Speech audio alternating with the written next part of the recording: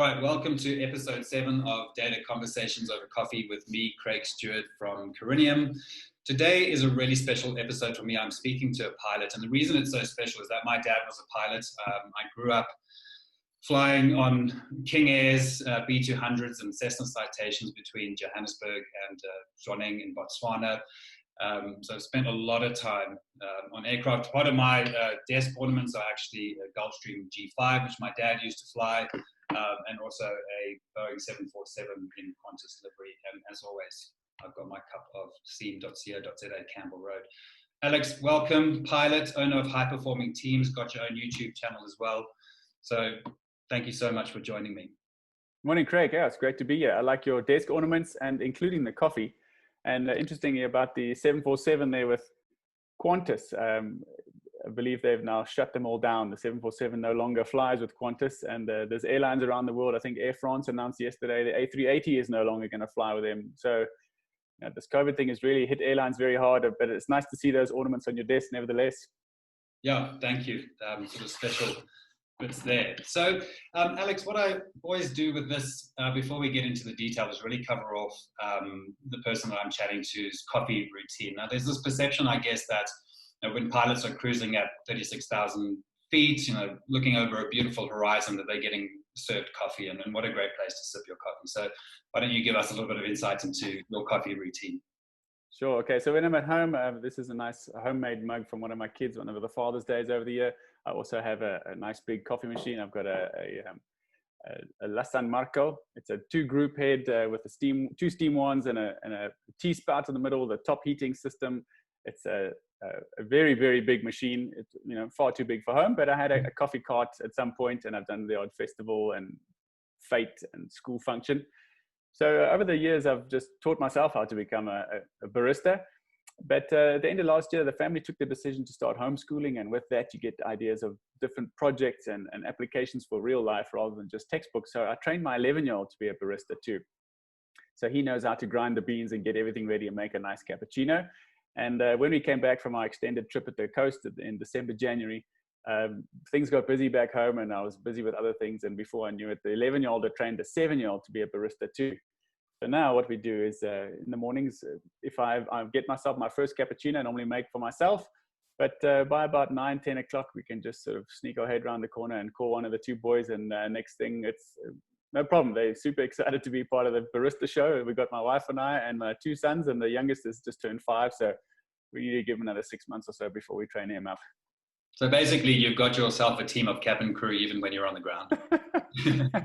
Yeah, that's a good way of putting it. But the coffee is far better at home than it is on the airplane. Not bad coffee, but obviously it's instant on the, I think we use Jacobs. Well, it varies, but at the moment it's the Jacobs routine.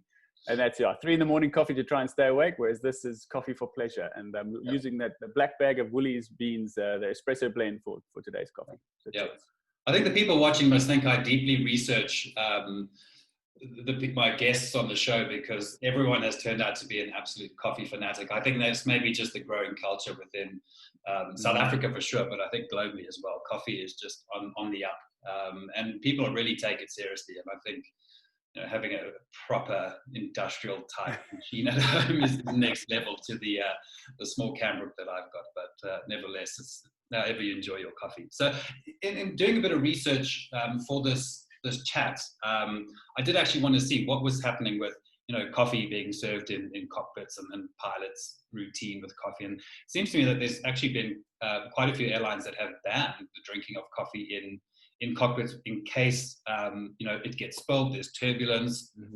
Butterfingers, you hope your pilot doesn't have, but actually gets spilt onto the electronics. Obviously a very digital environment in the cockpit these days. Is that something that you found, or do you guys still get to have a cup of coffee, or do you head to the galley? Well, no, we do still get coffee, but yes, you're right. I recently trained on the Airbus 350, which is the most modern, most up-to-date, slickest airplane. And obviously with that, it goes with very electronic. It's a 2-engine airplane, and it's super advanced. And there was in the last 6 months or a year, I can't remember which airline it was, but there was coffee being served. And similarly, like over the keyboard here on the computer, as it was being served, it was bumped, and this coffee spilt on the center console.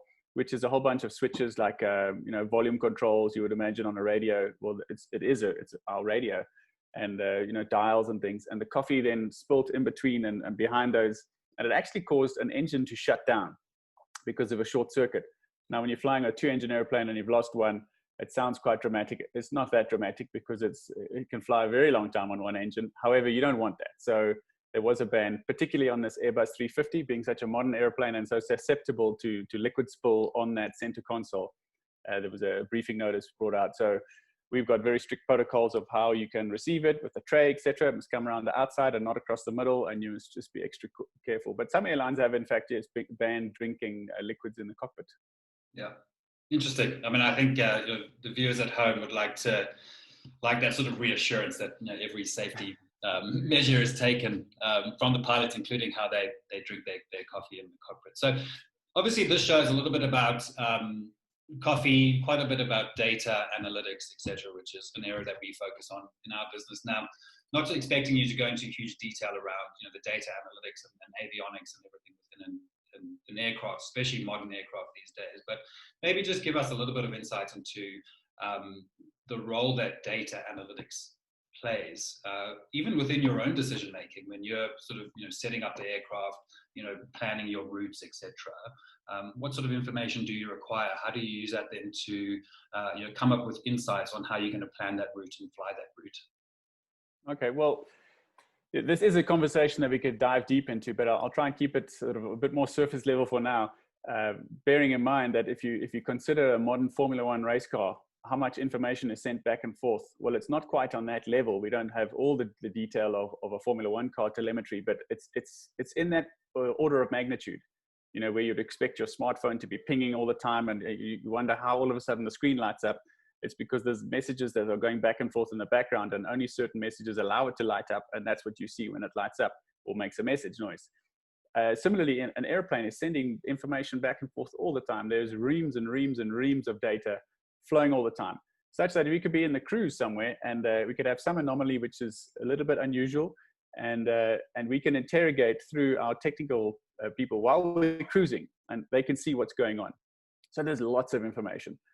But I'm not going to get into the weeds of that. If you're talking about the pilot perspective, when you fly airplanes, the information that you are trying to get hold of, well, to make decisions, you need information. But information isn't displayed. Data is displayed.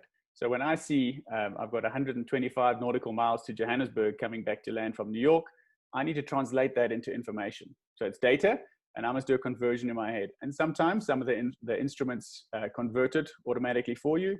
And it'll translate distance and time will translate or distance and fuel will translate into time in the air, and those kind of calculations. But other times you need to make those calculations in your head too. So as far as planning goes, if on a routine flight, you're always scanning the information that's coming to you or the data that's coming at you, and you're translating it information. But if something goes a little bit wrong, when I say a little bit wrong, just out of the ordinary, you have to divert around some weather, and it might take a bit extra planning or a bit extra fuel. That has to translate into, well, where's that fuel coming from? Because I plan to have so much fuel. When I got airborne, that was the finite amount of fuel. There's no filling stations on the way to New York. So now with the information that we now have, we have to make new assumptions and new predictions about where we're going. So I don't know if that answers the question, if that resonates with you. Yeah, absolutely. And that's what I was looking for. So obviously, from a pilot's perspective, you've got everything that's coming through the instrument tray station, but also the visual cues that you're getting is sort of, especially coming into land or whatever it may be, trying to understand, any changes that you've got to make, etc. And I think that's one of the things that corporations are really trying to achieve through their own data analytics, is almost this real-time ingestion of data and output of analytics at the same time to make very quick decisions. Now, trying to do that across a whole business and there's silos and it's this department, it's very different when it's, the human computer, which is, arguably the fastest, strongest computer that, has ever been created. So I think that really does kind of answer, how a pilot uses data and creates insights to make decisions. on the fly. Excuse the terrible pun there, that was totally unintentional. But I think also one of the key things that we like to cover is that around good quality data. Now that must be absolutely essential across all facets of aviation, is good quality data. There's at no point can you afford to have something that is incorrect, because those decisions literally could be life or death. Sure. So good quality data will then speak to redundancies, and aviation is it's the most regulated industry out there, not only from the aircraft manufacturing side, and then the airline operating side, and then the air crew side, and then the legislation. You know, there's so many facets, and they're all super regulated. You know, so many proving grounds and reams of paper to support what you're doing, and why it's okay that you're doing what you're doing. But the airplane, so let's just look at the airplane's information and the data. You'll have multiple systems. So in terms of navigation, you talked of earlier, you'll have a triple redundancy system where each of these machines is looking after where we are. Where are we right now? And it's a GPS co-located or mixed with an inertial reference system, an IRS, and it spits out a position knowing where it is, and it's super accurate. But then it has a backup number 2 and a backup number 3. And these 3 machines are talking to each other all the time to see, are we in the right place? And obviously there's a bit of latitude. You know, you can have a bit of space, and on a map you zoom in and see, okay, well, this one says it's 30 feet that way, this one's 50 foot up. However, when it starts interrogating and it realizes that one is starting to drift and you're starting to get a picture like this, these 2 will say, no, we don't like this one anymore, and it stops taking information from it. And now you still have a double redundancy left. But so there's where your quality information comes from. But on top of that, you need to have some sense of an understanding as an operator as well as the crew on this aircraft. What are your typical parameters? So when we get given a piece of information at dispatch and a flight plan that says you're going from here to New York and the flying time is 16 hours, you do a quick sum in your head, 16 hours times the average cruising of 8,000 kilograms an hour. You do that quick sum, 16 hours, 8, okay. So if they're offering us 120,000 kilograms of fuel, we can say, hang on, that doesn't look right. We need to be about 140,000. And it's just the rule of thumb. It's the snapshot that you just want to understand. And if you're not even in the same space in that snapshot, then you know, okay, things aren't right here. We need to dig a bit deeper. So it clears you up from your sort of first pass thinking. Have a look at something, yeah, that looks about right. And then you can start digging in deeper. But if it doesn't look right on the first pass, then you know, well, the information is not correct. Let's dig a bit deeper now. Okay. And I think, you know, a lot of people are nervous of flying, and they think the autopilot, at least the pilot's there, etc. I mean, the autopilot is obviously very sophisticated. Is it based on artificial intelligence? Obviously, this is something that our audience is really moving towards a lot in their own businesses, is, you know, having an artificial intelligence making decisions within the business, but it really understands the business, and there's very few mistakes. There's no bias or whatever it may be. How sophisticated then is the autopilot in an aircraft like the A350 that you talk about now? Could it literally fly itself from Joburg to New York? Is that still a bit of a stretch? You need the human element still. Oh, that's a one you can have a long debate over many glasses of wine. I think that the way the information industry is moving, it's slick. I mean, if you just have to look at Tesla, you know, Elon Musk and what they've done. If you zoom in on the things that they are doing that stand out as errors, you say, oh, this is a dangerous operation. But if you look at the converse and you say, well, they've got 99.9% redundancy and saving, let's look at the stats where the autopilot system on that car has saved lives, then you could say, no, this is a good system. But Tesla still says you need to have your hands on the wheel, and you need to, be the person in charge. And there might be some liability issue there too. But also, it's to have that fail-safe human override.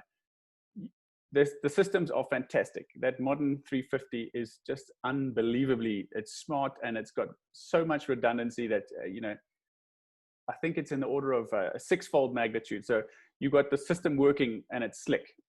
You can lose system 1, 2, 3, 4, 5 and still fly on autopilot. That's how good it is in bad weather. And you don't have to fly it. It can do the approach and landing for you. Now, if you've got that sort of level of redundancy, you have a lot of trust in it. You as a fare-paying passenger, would you get into an airplane without a pilot? Probably not today, but that space is coming. The airplane can do it today. However, that's not the case that people are worried about. So what if something goes wrong? And we're not talking about just the redundancy, but let's say there's a storm. the data modeling can show kind of this forward-looking weather radar tracking 120 miles ahead, and it can see the storm, it can see the pattern, and it can make a model in its own brain, and it can spit out an answer, and it'll know to go up and down. But the human intervention still comes through there, where if I see a storm at 120 miles, the first thing I look is, well, which way is the trend of the wind blowing? Because we want to go upwind of a storm. We can just drag our wingtip through the upwind side. But if you go within 20 miles on the downwind side, you're going to rock and roll. And then when you look at the map and you see the weather radar and shows the big storm there, you want to go on the upwind side. Then you see a blank spot here. It could be that this storm is blanking another storm, and maybe the sophistication of the system doesn't yet allow for that. So there are areas where people would rather have a human, and that really is this bigger picture look.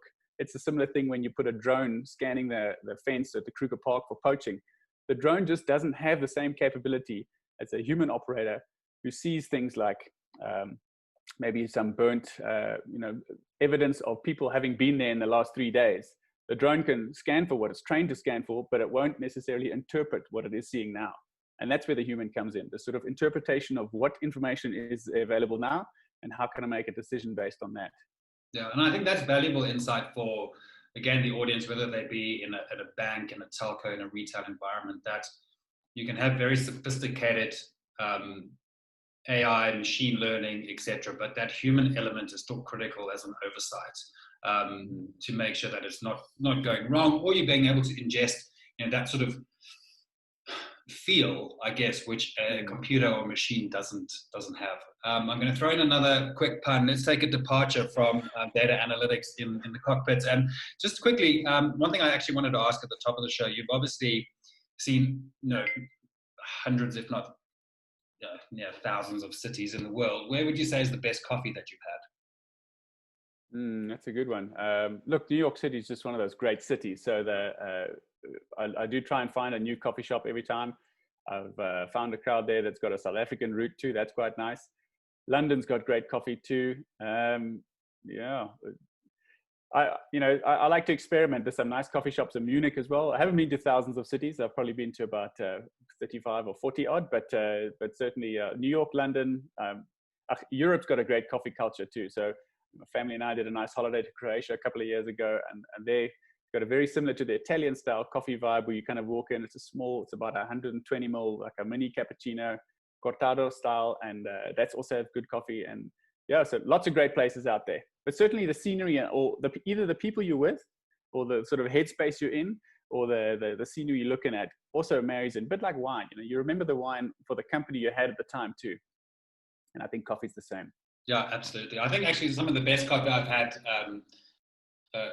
in Ethiopia, actually in the airport in Addis. And I was actually fortunate enough to fly business class on Ethiopian Airlines, and the coffee that they served was a proper traditional Ethiopian coffee on board, which was... Do they serve popcorn with it? They did serve it as well, yeah.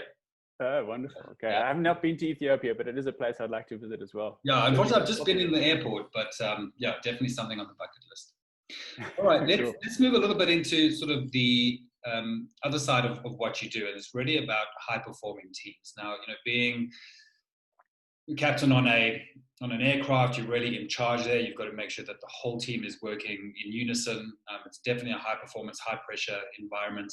Tell us a little bit about high-performing teams and what you're looking to do with that, as a side to being a pilot and a barista at the same time.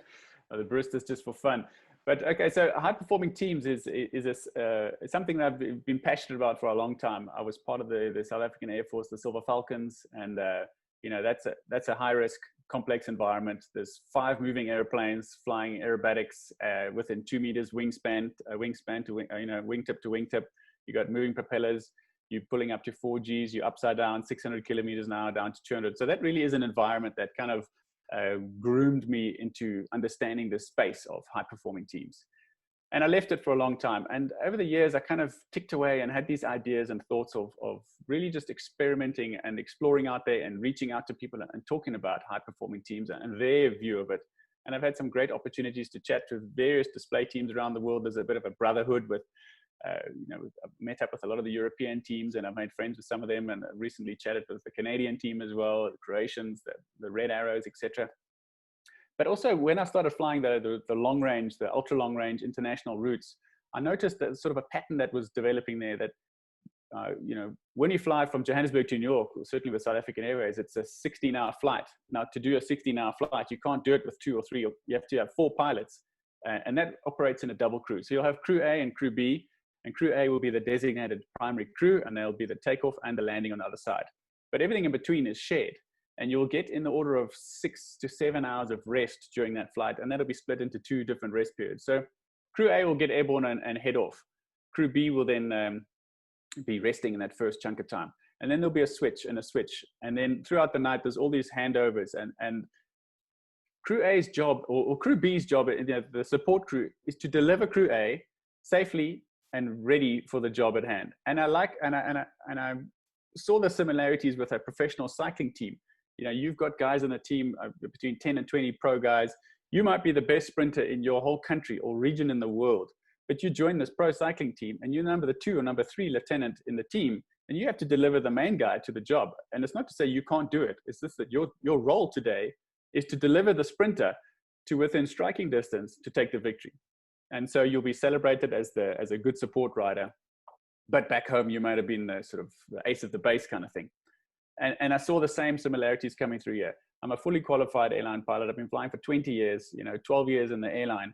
And my job on the day is to just sleep at the bad times and maintain controls while the primary crew are sleeping, such that, and obviously while they're sleeping, you are fully in control. You're not a secondary crew by any stretch of the imagination. It just means you're not doing the takeoff and landing.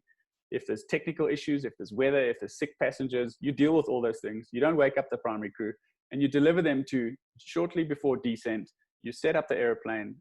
They've had the prime rest, and they're ready to do this approach. And that's the time where you kind of step back and deliver that sprinter, and they take the victory. And then we celebrate the flight as a win. So I started really trying to dig in there, and I see that there's a principle which also made famous in cycling, incremental gains. So high-performing teams really do consistently deliver in the greatest arena. And they use a principle called incremental gains. And it can be achieved by 3 steps. Number 1 is thorough preparation. You don't go into an event without being really ready for it. Number 2 is that when you're in the event, every day is game day. So the execution with precision. And number 3 is review. How can I take what I did today and just polish it just that little bit so that tomorrow I'm better than I was today? And you're not interested in the competition. You're looking at you. So your show tomorrow must be better than your show today. And how do you do it? You just find something small. And so, and that's really the principle or the message that I'm trying to share is incremental gains with thorough preparation, execution with precision, and review. And just looking for small wins along the way. Not worried about the competition. All right, great. So you've got your own YouTube channel as well, where you speak to a lot of aviation people. You had Gary Kirsten on the other day. Tell us a little bit about that. What is the sort of message that people can get through your YouTube live channel? And I'll share the link with everyone as well so that they can come and see your episodes as well. Oh, thanks, Craig. It really is that the principle of incremental gains. It's the process of, as I said, preparation, execution with precision, and review. But at the same time, I want to celebrate, there's 2 other main themes. So that's really the bedrock of how you become a high performance team. But then when I zoom in on somebody, whether it's Gary Kirsten, the winning coach of the World Cup, or Charles Schwartz, or any of the other high performing teams out there in aviation, you've got aircraft carrier pilots, etc., is to just pull back the curtain just a little bit and see what's behind. It's seemingly an individual. Like if you look at Charles, it looks like one person, but he's had a coach, a nutrition advisor, trainer for 12 years in his camp. His caddy sits with him to 2-3 years at a time. And the whole support structure to enable him to play well, to win a Masters. And again, with Gary, how does he pull in his number 2, his lieutenant, to help him free up a bit of RAM? We say like to free up a bit of RAM to be able to make better decisions, because if everything's on your plate, you're not able to make good decisions. So really it's to show who's in this support team, make it no one's an individual out there. You don't get greatness without having a great support team. And that support team could be quite big and wide below and behind this individual. And secondly, is to show that if you look at someone's career, like Gary, he was, I think, approaching 50, might have been 49, 50 when he won the World Cup as the coach. And you might look at him and say, well, he's kind of youthful. And, look at what he's achieved in such a short time. But let's just take a step back and look at the big picture and say, well, he was a professional cricketer for about 15 years before, or 17 years before.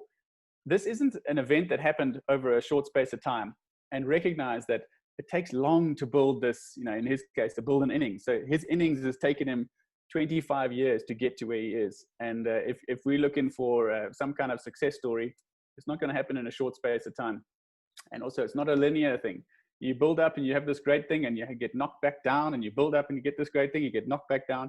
And if you ignore these sort of peaks and troughs, the trend does go up, but it's not linear. So it's a long time, it's not linear. And also there's a big support team behind any high performing team. All right, and I think strong message there for our data analytics community who is looking to build this new capability, or this capability that's growing within organizations. And one of the things that has started to sort of bubble to the surface as a phrase is data science is a team sport. They're always kind of looking for this unicorn data scientist who could do the engineering, the modeling, the warehousing, speak to business, get them involved, get their buy-in, etc. But it never really came to fruition. It's not a realistic type thing. It was really about who's on that team. Each player has their role. They bring their own capabilities, their own skills, etc. And I think together they can find those incremental gains. And as you say, there might be the head coach, the chief data officer, but it's everybody underneath them that helps that person be successful, and the team in general. Alex, thank you so much for being on the show with me. I wish you all the best with yours as well. I'll definitely be following you and sharing your links. Fascinating insights. It's been an absolute pleasure talking to you. No, thank you, Craig. Thanks for your time. Just a last point on you mentioned that last thing about looking for that chief guy. I had a wonderful chat with Richard Browning. I don't know if you know that he's known as Iron Man, the modern day Iron Man. He's got the rocket packs and he flies around. Actually, a jetpack. It's not a rocket. Well, when he was building his team, he looked for people. They got to be super keen and enthusiastic, but they also must come with a bit of a multi-skill approach. So the guy that does the coding for him, he's become the sort of number 2 test pilot. So he brings the coding aspect, but he's able to fly and test. So you can write the code, jump on the jetpack and fly around and test it out himself. And because of the success of that, and they're sort of going into new frontiers with this gravity industries, he's continued to do that model. So his team has grown about, I think 15 to 20 in the UK, there's some in the US, but now he's looking for almost multi-skilled people where they can do more than one thing. And then another guy in his team is very good with video and editing and posting. So not only you fly the plane, but you make the video and make it look good so more people see it so that you can fly it more. So that's also a nice concept that I thought, you can't just come in as a sort of single dimensional anymore. You got to come with a bit more skills to the party. But thanks, it was a wonderful chat, and I hope we have another conversation one day. No, I look forward to it. We'll definitely schedule one in the next couple of months and just catch up and see how your channel is going and mine as well. So keep well, and we'll chat soon.